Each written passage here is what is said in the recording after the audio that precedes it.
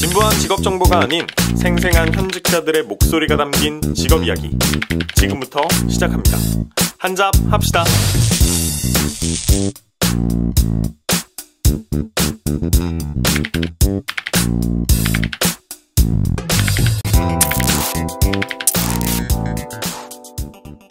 한잔 합시다.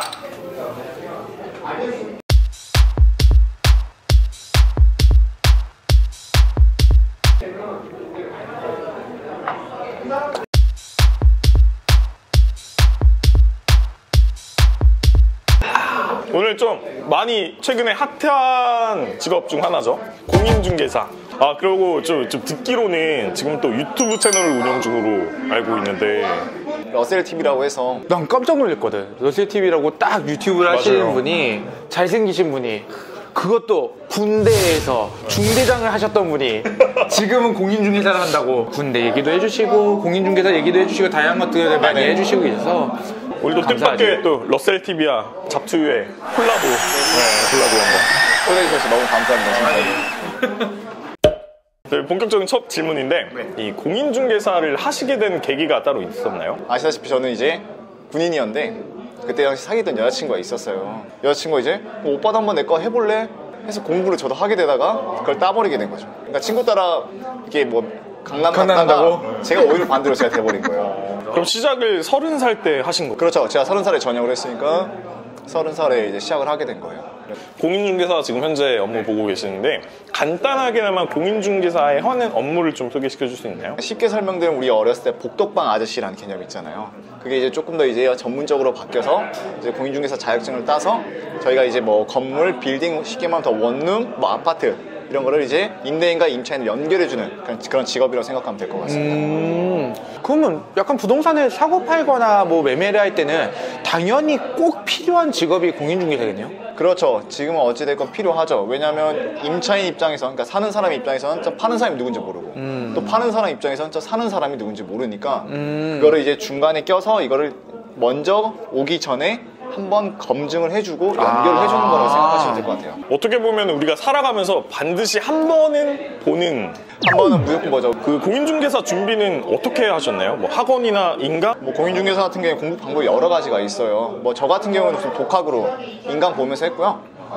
또 다른 방법은 뭐 학원도 있고, 아니면 스스로 그냥 인강도 안 보고 독학으로 그냥 책 보면서 할 수 있는 방법이 있다고 보시면 될 것 같아요. 근데 공인중개사 시험이 난 생각보다 되게 어렵다고 알고 있어서 인강만 보고 될까 싶기도 하거든. 맞아요. 저도 그렇게 생각을 해서 딱 처음 공부를 했을 때 좀 두려움을 가지고 시작을 했어요. 그런데 생각과는 다르게 그래도 내가 노력한 만큼 나올 수 있겠다는 생각이 들었어요. 시험을 보기 위해서 네. 과목들을 쭉 이제 공부를 하잖아요. 네네.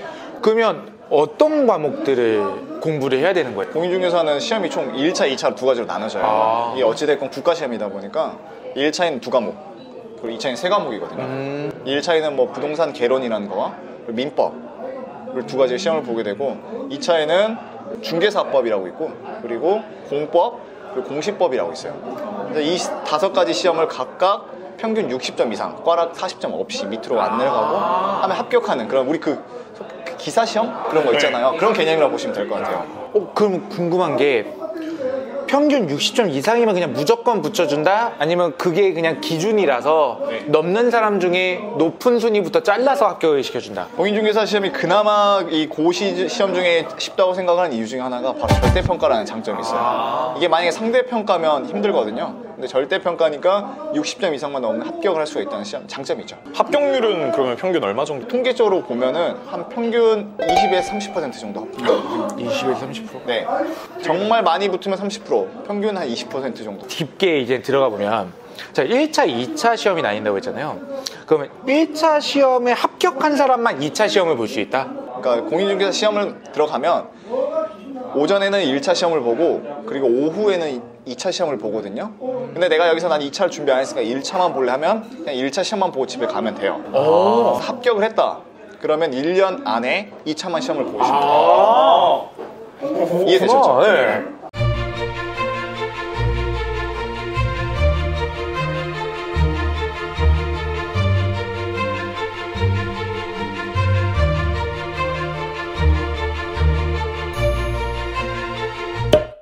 오, 깔끔. 깔끔한데 그러면? 아 그럼 하루 안에 1차, 2차를 어차피 다 보는 같이 거. 보는 거죠. 되게 뭔가 효율적이다. 근데 다른 고시 시험분들 보면 1차 합격한 사람은 또 몇 달 뒤에 2차를 이렇게 보는데 공인중개사는 그냥 하루 안에 끝. 그럼 그런 날이 1년에 한 번 있는 거예요? 1년에 한 번 있어요. 거의 10월 한 세넷째 주 거의 주말에 있다고 보시면 될 것 같아요. 너무 빡센데?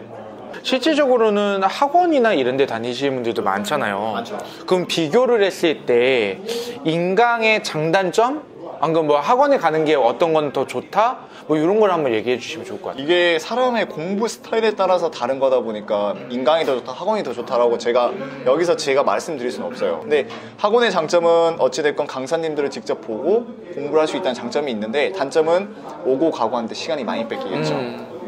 근데 그 이동 시간에 공부를 하면 상관이 없는데 대부분 공부를 잘 안 하시잖아요. 그죠. 스마트폰 보니까. 그러니까 그 시간에 공부를 하면 학원이 괜찮은데 단점은 이동 시간이 있고 그죠. 내가 순간 졸거나 집중을 못하는 순간 강의는 못 듣는다. 그럼 혹시 학원을 가면은 네.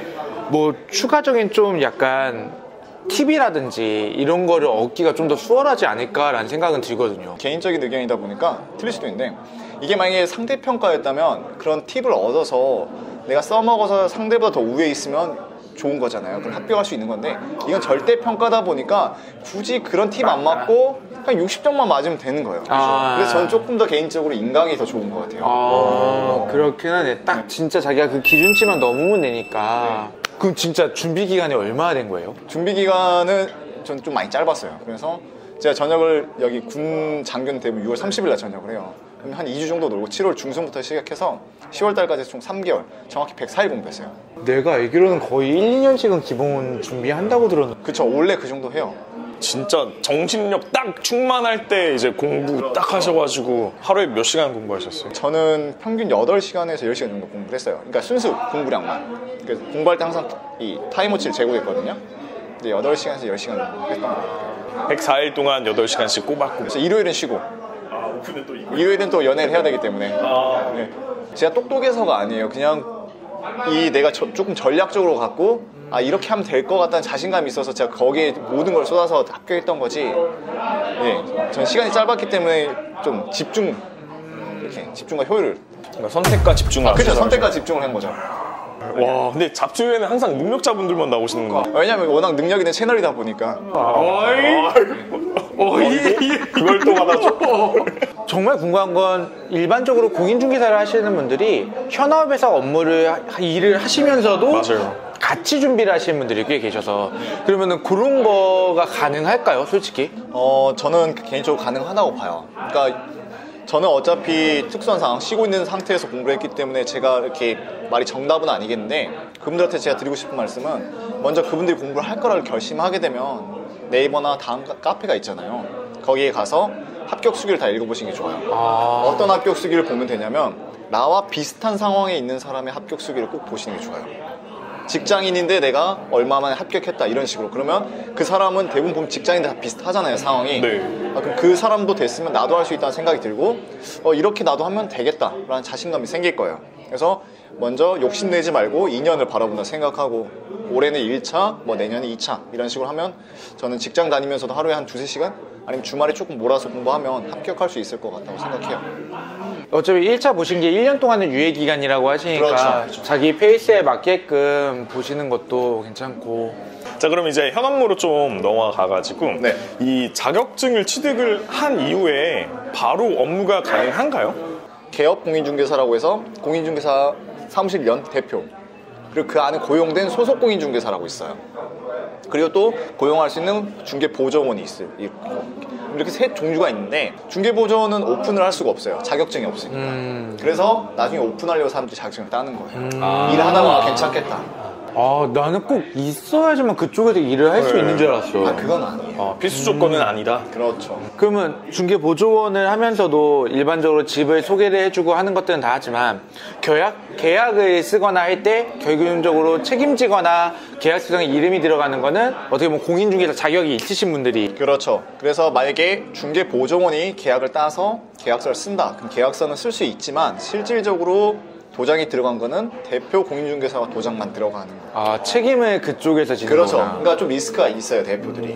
그래서 근데 만약에 소속 공인중개사 계약을 땄다 그러면 대표 공인중개사와 소속 공인중개사 도장이 2개가 들어가는 거예요. 그래서 다음에 계약서를 한번 보실 때 내가 방을 구했는데 난 공인중개사인 줄 알고 같이 계약서를 썼는데 이 사람 도장은 안 들어가 있고 대표 거만 들어가 있다. 그럼 이 사람은 공인중개사가 아니라 중개 보정원이었구나 이렇게 생각할 수 있어요.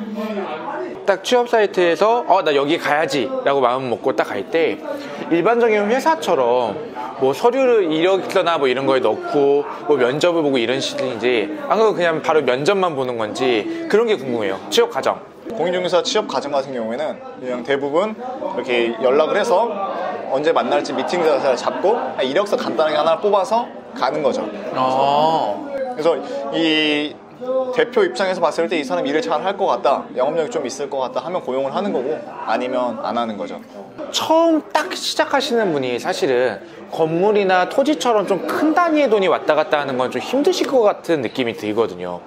그럼 처음에 시작하실 때 뭐 따로 뭐 원룸이나 이런 것만 먼저 물량을 좀 받아서 하신다든지 이런 게 좀 나눠지나요? 뭐 정석이라는 건 없어요. 단계별 테크라고 하는데 그런 건 없는데 제가 생각하기에 그래도 첫 입문으로 하기 좋은 거는 원룸, 오피스텔 이런 게 가장 좋죠. 그럼 원룸이 있는 지역의 공고를 먼저 좀 보시는 게 중요하겠다. 그렇죠. 그래서 첫 하시려고 하는 분들은 되도록이면 이사층이 많은 지역을 가는 게 조금 좋아요. 서울에도 보면은 지역에 20, 30대가 많이 거주한 지역이 있을 거 아니에요. 뭐 관악구, 신림, 그렇죠. 그런 쪽 보면 대학생도 있고 직장인 수요도 많다 보니까 이사가 잦잖아요. 그렇게 되면 어쩔 수 없이 고객 수요층이 몰리게 되고 그러면 내가 이제 조금 더 중개를 함에 있어서 손님들을 만날 확률이 커지는 거죠. 좀 약간 경험치 쌓는 느낌이겠네요. 맞아. 실례가 안 된다면 하루 평균 건수가 얼마 정도?